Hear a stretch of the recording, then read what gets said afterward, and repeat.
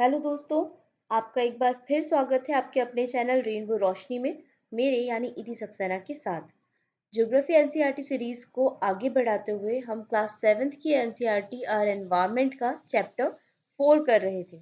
Chapter 4 का आधा chapter हम कर चुके थे। अभी हमें मॉइस्चर से कंटिन्यू करना है।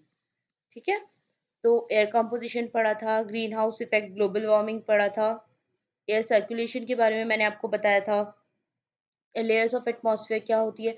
इसके लिए अगर आपको डिटेल में और पढ़ना है तो क्लास 6 के चैप्टर 5 में डोमेन्स ऑफ अर्थ में मैंने इसको एक्सप्लेन किया है। आप उसको एक बार देख सकते हो। लिंक मैं डिस्क्रिप्शन में नीचे डालूंगी, तो आप उससे उस वाले चैप्टर तक पहुंच जाओगे। फिर टेम्परेचर के बारे में पढ़ा था, प्रेशर के बारे में बताया था मैंने आपको, उसकी कैरेक्टरिस्टिक्स, विंड्स के बारे में बताया था, टाइप्स ऑफ विंड्स हमने डिस्कस की थी। फिर ये कुछ एक्स्ट्रा इन्फॉर्मेशन थी आपको, एडिशनल इन्फॉर्मेशन लोकल विंड्स के बारे में। और यहाँ पे मैंने प्रेशर बेल्ट्स बताई थी कि पहले लो प्रेशर इक्वेटर पर, फिर हाई प्रेशर हॉर्स लैटिट्यूड, फिर लो प्रेशर सब पोलर रीजन में और फिर हाई प्रेशर पोल्स में। तो इस तरीके से प्रेशर बेल्ट्स बनती हैं। फिर मॉइस्चर के बारे में अब हम पढ़ना शुरू करेंगे। तो आइए शुरू करते हैं आज का लेक्चर। मॉइस्चर क्या होता है? एट अ टाइम एयर में कितना वाटर वेपर है या फिर कितनी लिक्विड है, उसे क्या कहते हैं? मॉइस्चर। उसे कहते हैं ह्यूमिडिटी। जब हम रोज का वेदर रिपोर्ट देखते हैं, तब हमें उसमें एक चीज आती है, ह्यूमिडिटी।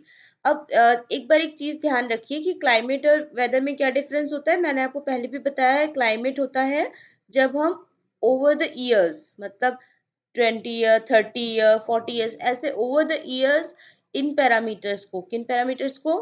टेम्परेचर, प्रेशर, मॉइस्चर, इन सब चीजों को देखते हैं, तो वो क्या कहलाता है? क्लाइमेट।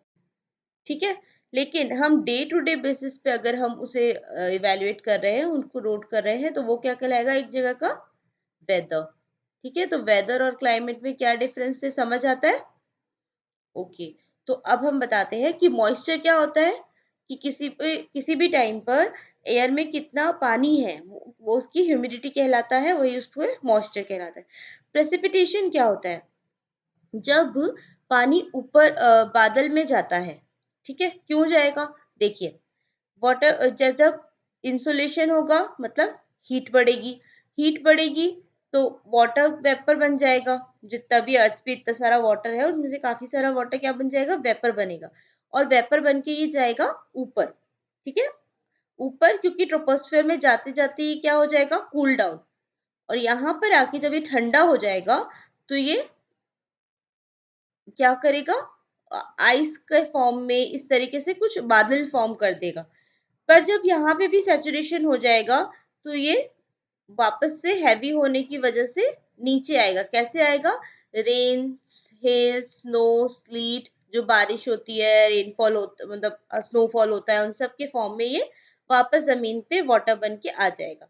तो इवेपोरेशन होगा, फिर वाटर वेपर अपवर्ड मूव करेंगे, फिर ऊपर जाके कूल डाउन होंगे। ठीक है, फिर हैवी होने के बाद प्रेसिपिटेशन होगा। प्रेसिपिटेशन मतलब जो जो भी फॉर्म में पानी नीचे आ रहा है, उसे कहेंगे प्रेसिपिटेशन। सिंपल लैंग्वेज में हम बोल सकते हैं बारिश, या फिर पानी का ऊपर से नीचे आना इज प्रेसिपिटेशन।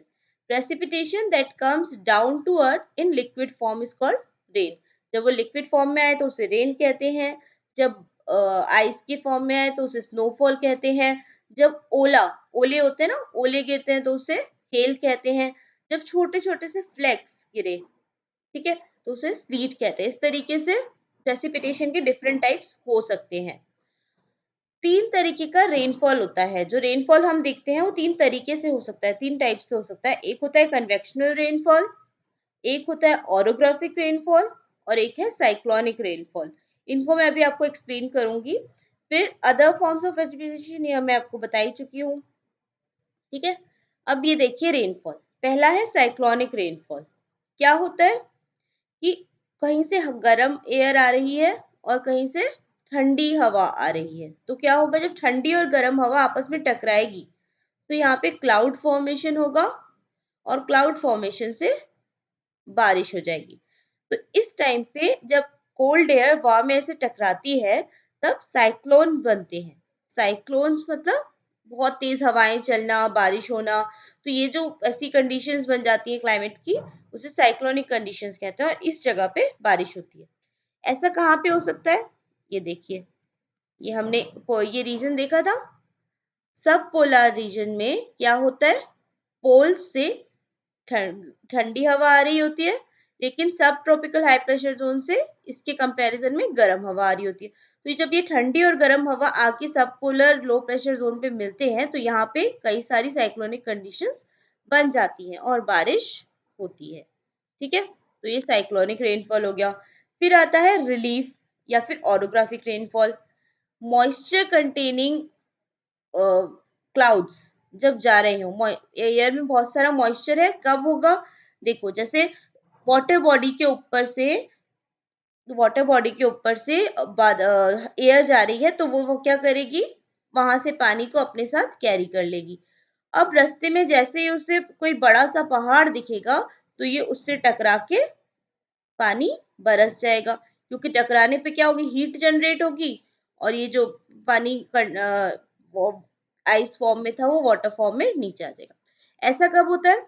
जब मैंने आपको मॉनसून एक्सप्लेन किया था क्लास 6 अभी थोड़े दिन पहले, तब मैंने क्या बताया था कि मॉइस्चर कैरिंग विंड्स, कौन सी विंड्स है ये? South west. South west winds Arabian sea और बे ऑफ बंगाल, इधर की साइड अरेबियन सी हो गया, इधर की साइड बे ऑफ बंगाल, ये इंडियन पेनिनसुला के बारे में बता रही हूँ। यहाँ से जब जाती हैं, ठीक है, यहाँ से जब जाती हैं तो यहाँ पे जाके क्या दिखता है इनको? हिमालय। हिमालय से टकरा के यहाँ पे रेनफॉल होता है। इधर की तरफ वेस्टर्न घाट्स पे थोड़े से जो हिल्स दिखते हैं वहां पे रेनफॉल होता है।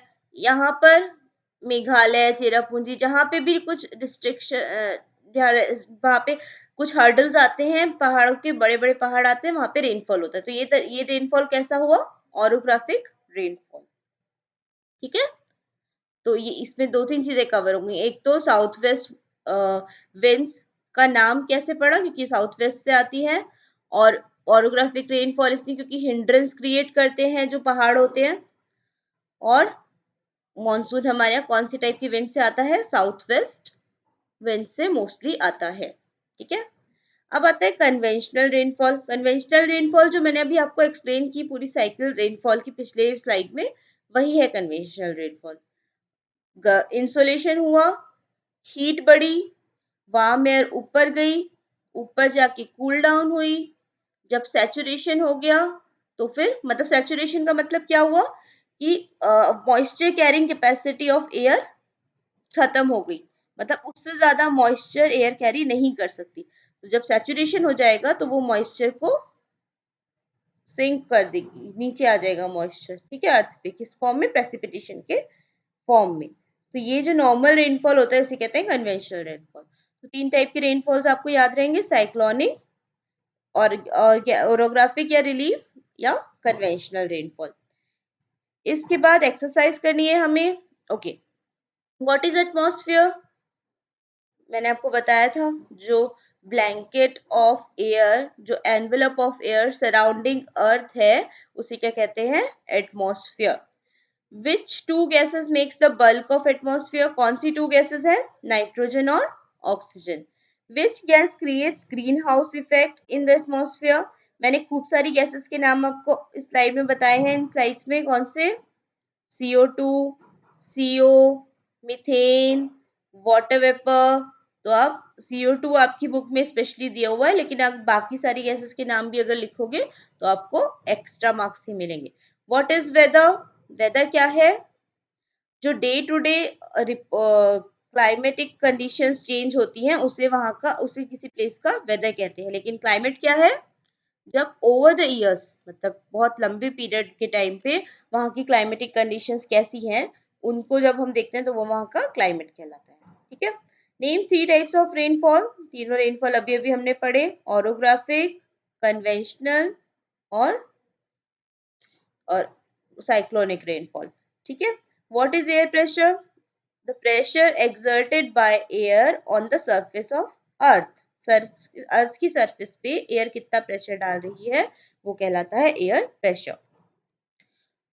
बताओ, which of the following gases protect us from harmful sun rays? Harmful sun rays मतलब यूवी रेज की बात कर रहे हैं, अल्ट्रा वायलेट रेज की बात कर रहे हैं।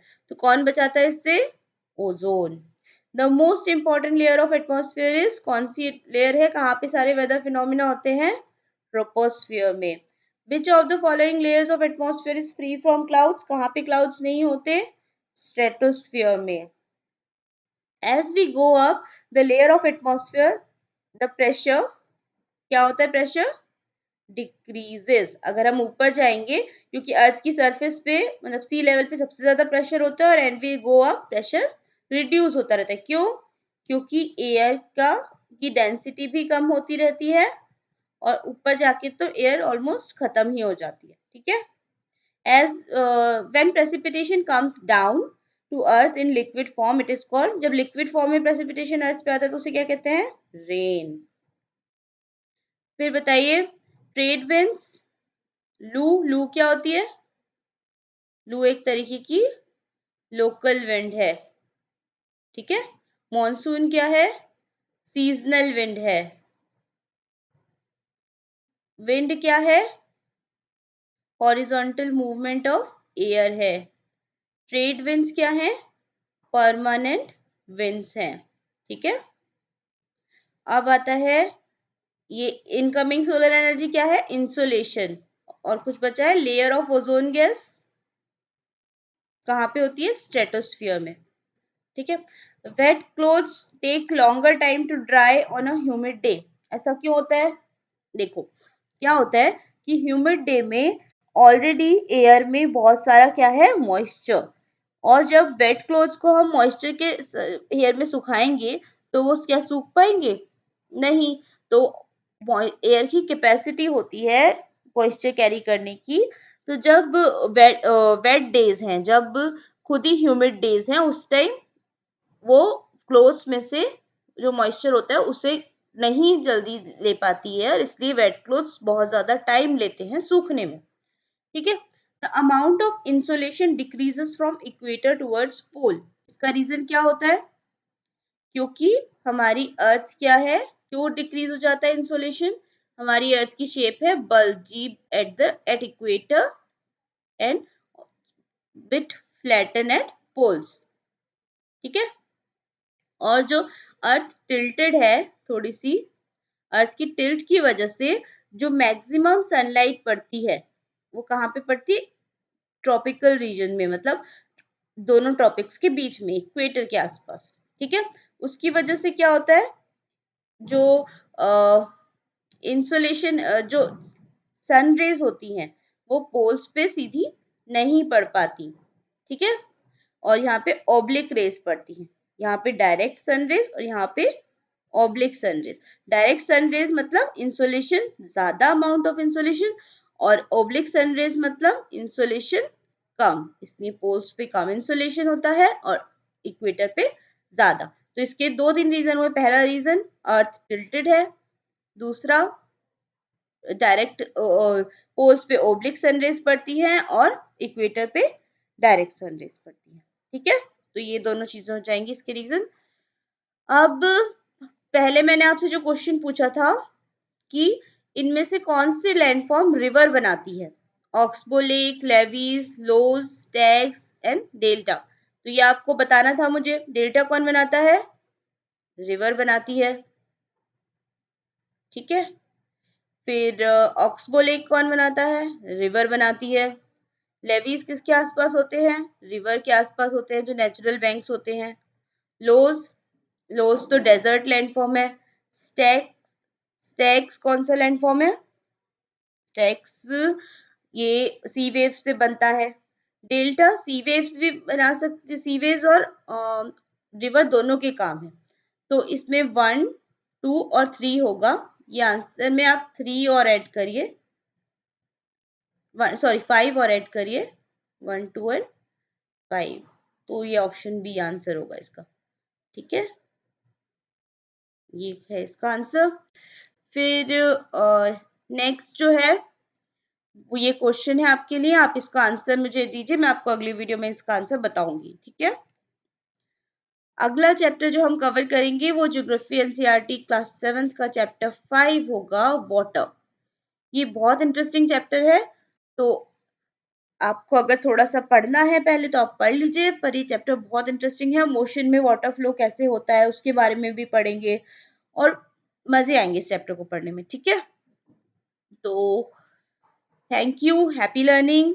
अगर अभी तक आपने ये चैनल लाइक, शेयर और सब्सक्राइब नहीं करा है, तो please subscribe to this channel ताकि ज़रूरतमंद बच्चों को एजुकेशन पहुँच पाए। Thank you so much. Take care. Bye-bye.